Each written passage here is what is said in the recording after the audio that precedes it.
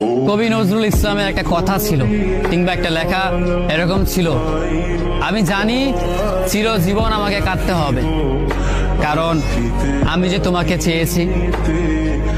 আসলেই আমি যে তাকে চেয়েছি এই জন্য আমাকে সারা জীবন কাঁদতে হবে, কারণ আমি তাকে কোনোদিন পাবো না, আর পাইনি বলেই আমার কান্না করতে হয়।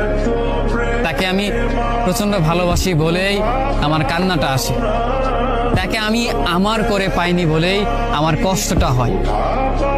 কবি নজরুল ইসলামের লেখাটা খুব দারুণ ছিল। আসলেই তাকে পাইনি বলে আমাকে সারা জীবন কান্না করতে হবে।